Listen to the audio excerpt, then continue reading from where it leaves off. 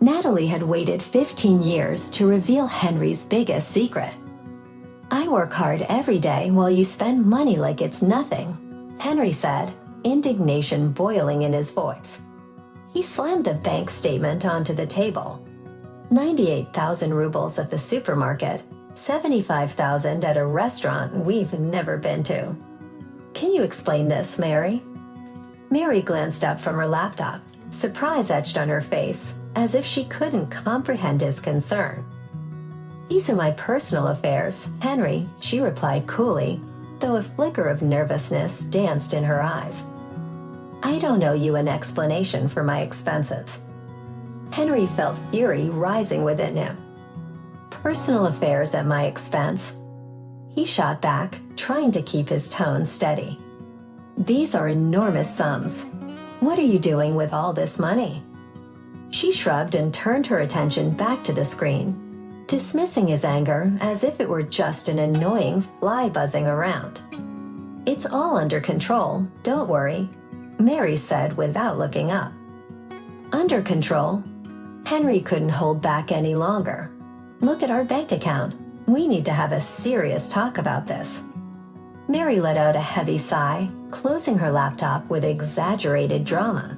She glared at him. "Really? You're making such a fuss over money," she retorted. "It's just money. I work hard for it while you treat it like it's nothing."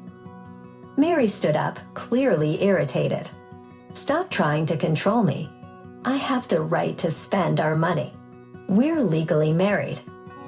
You have no right to jeopardize us," Henry shouted, losing his composure. "What are you doing with this money that you can't explain?" "It's my business. You don't get to dictate what I do," she snapped back. A chasm seemed to form between them. It was the end of August, and Henry felt a chilling weight in his chest. He stepped away from the table, attempting to calm himself. Meanwhile, Mary picked up a book she had nervously pulled from the shelf, a wedding gift from a friend. As his suspicions deepened, his love for Mary began to twist into anger and betrayal. The only person Henry felt he could confide in was his childhood friend Natalie, who he had known from the orphanage.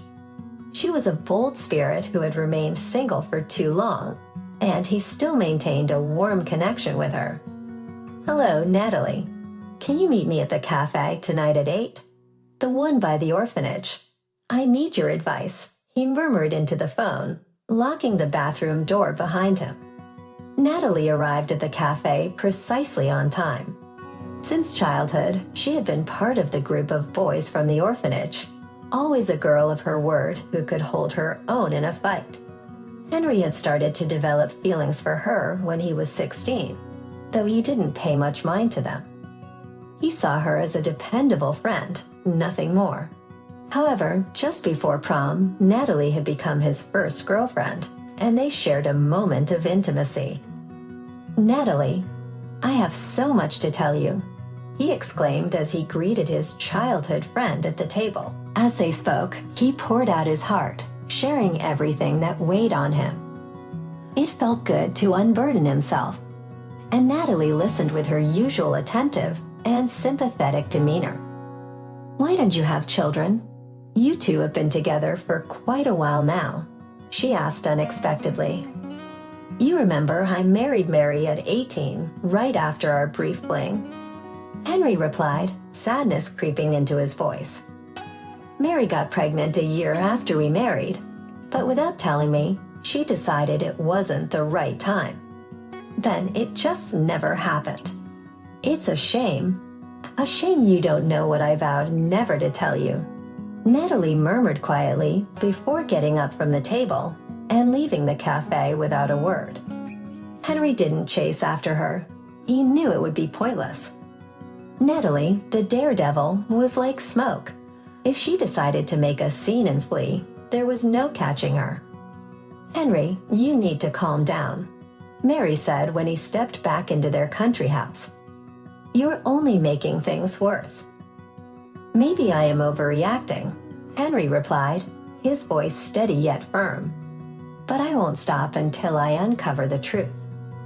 With that, he turned and walked away, leaving her alone. Questions swirled in his mind, but answers eluded him. He felt as if their marriage was dangling by a thread, and he had no idea how to mend it. One thing was clear. He had to find out what Mary was hiding before it was too late. A few days later, Henry mustered the courage to confront his wife again. "Can we discuss this calmly?" he said as he entered the bedroom. Mary shot him an irritated look. "What's going on now?" she asked, sounding exhausted. "Have you found someone else?"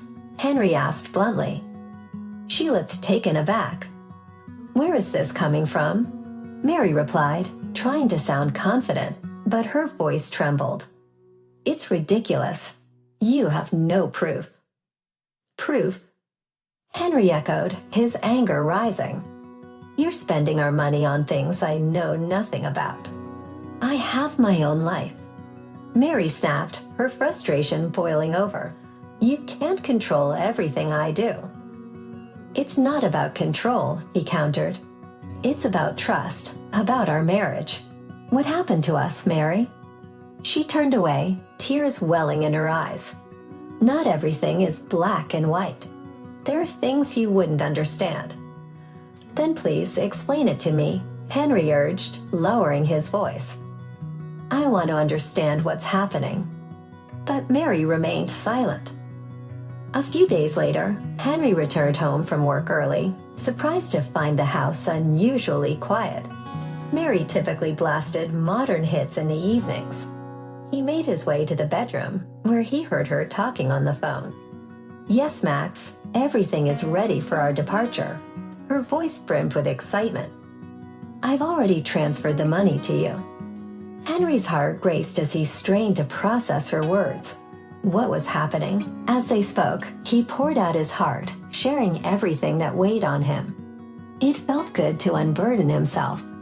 And Natalie listened with her usual attentive and sympathetic demeanor. "Why don't you have children? You two have been together for quite a while now," she asked unexpectedly. "You remember I married Mary at 18, right after our brief fling." Henry replied, sadness creeping into his voice. "Mary got pregnant a year after we married, but without telling me, she decided it wasn't the right time. That it just never happened. It's a shame you don't know what I vowed never to tell you," Natalie murmured quietly before getting up from the table and leaving the cafe without a word. Henry didn't chase after her. He knew it would be pointless. Natalie, the daredevil, was like smoke. If she decided to make a scene and flee, there was no catching her. "Henry, you need to calm down," Mary said when he stepped back into their country house. "You're only making things worse." "Maybe I am overreacting," Henry replied, his voice steady yet firm. "But I won't stop until I uncover the truth." With that, he turned and walked away, leaving her alone. Questions swirled in his mind, but answers eluded him. He felt as if their marriage was dangling by a thread, and he had no idea how to mend it. One thing was clear. He had to find out what Mary was hiding before it was too late. A few days later, Henry mustered the courage to confront his wife again. "Can we discuss this calmly?" he said as he entered the bedroom. Mary shot him an irritated look. "What's going on now?" she asked, sounding exhausted. "Have you found someone else?" Henry asked bluntly. She looked taken aback. "Where is this coming from?" Mary replied, trying to sound confident, but her voice trembled. "It's ridiculous. You have no proof." "Proof?" Henry echoed, his anger rising. "You're spending our money on things I know nothing about." "I have my own life," Mary snapped, her frustration boiling over. "You can't control everything I do." "It's not about control," he countered. "It's about trust, about our marriage. What happened to us, Mary?" She turned away, tears welling in her eyes. "Not everything is black and white. There are things you wouldn't understand." "Then please explain it to me," Henry urged, lowering his voice. "I want to understand what's happening." But Mary remained silent. A few days later, Henry returned home from work early, surprised to find the house unusually quiet. Mary typically blasted modern hits in the evenings.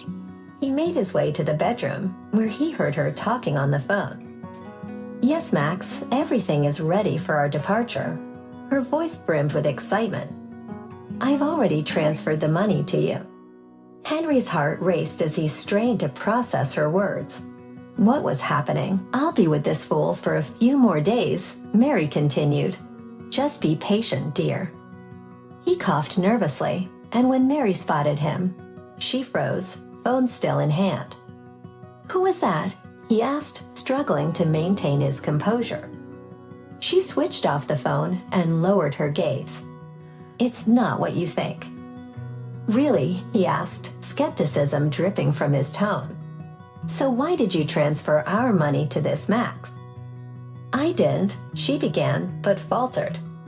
"He promised me a new life abroad," she said, her voice trembling.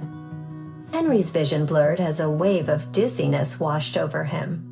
"And that's why you're spending my money on his empty promises." "You don't understand," she insisted. "He's my chance for something different, something I can't find here." "Something different?" he echoed, barely containing his fury. "What about us? What about our life together?" Mary fell silent, and Henry realized their conversation would yield no answers. He felt betrayed and lost, unsure of how to move forward. Mary sank into a chair, hiding her face in her hands. "Tell me everything from the beginning," he demanded. She looked at him with desperation in her eyes. "Max promised me a fresh start abroad. He said we could be happy together there. Henry, I can't keep living like this." "What do you mean?" he pressed. "Our marriage," she whispered. "I've been unhappy for a long time. Max came into my life when I needed someone most. He promised me the life I've always dreamed of." "And you believed him?" Henry asked, unable to hide his sarcasm. Mary nodded. "I know what I did was wrong, but I believe Max can offer me something you can't." "What can he give you that I can't?" Mary sighed deeply, searching for the words. "I feel like I'm finally living a full life. You were always so busy with work, and I felt abandoned and alone. Max made me feel wanted and loved," Mary said, her tone resolute. "What now?" Henry asked, worry creeping into his voice. She met his gaze with determination. "Let's end this, officially. The money is part of what you'll owe me after the divorce." Henry sank onto the bed, feeling his world crumble around him. He realized he would have to make choices that would shape his future. But what kind of future awaited him alone? A few days later, Henry noticed Mary in the other room, her face pale as she scrolled through her phone. Panic washed over her, and she began to breathe heavily. "Max left without me," she said quietly, her voice trembling. "He didn't say where. The scoundrel took all our money." "He took everything you transferred to him?" Henry asked, incredulity filling his voice. Mary nodded, tears welling in her eyes. "Everything. It's all gone." "Henry, I'm so sorry. What a foolish woman I've been." "Foolish?" Henry bit out, struggling to keep his anger in check. "That's an understatement. You lost most of our savings because you trusted the promises of some cheap con artist." Finally, Mary broke down, her composure shattered. "I genuinely believed this would lead to a new life for me. And now I've lost everything." He looked at her, torn between anger and pity. "So what's the plan now? Are we still going through with the divorce?" he asked, his tone mocking. Mary's expression was one of despair. "I don't know. I really don't know. Maybe I can recover some of the money." "Recover it?" Henry exclaimed, "Your Max has vanished, and you think we'll get anything back. We need to be realistic. The first step is to report this to the police." She fell silent for a moment before nodding slowly. "You're right. I suppose that's all we can do. But what about us, Henry? Will you ever forgive me?" He looked at the woman he once adored more than anything, feeling as though he barely recognized her now. "I don't know," he admitted honestly. "I'm not sure if our marriage can survive this." Mary curled up on the couch, shaking with suppressed sobs, her body instinctively seeking comfort like a child. "I'm so sorry. I want to fix this. I want to earn back your trust," Mary whispered. Henry looked at his sobbing wife, a wave of alienation rising within him. After the divorce, Natalie called Henry to say she would be arriving that evening with a surprise. All day, he wondered what kind of surprise she had in store for him.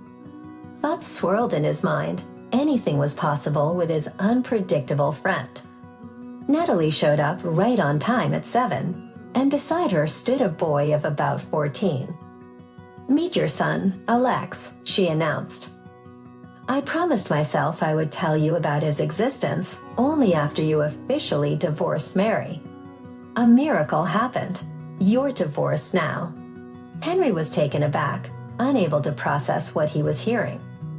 He never imagined that a few nights before the graduation party would lead to the birth of this tall and handsome boy named Alex.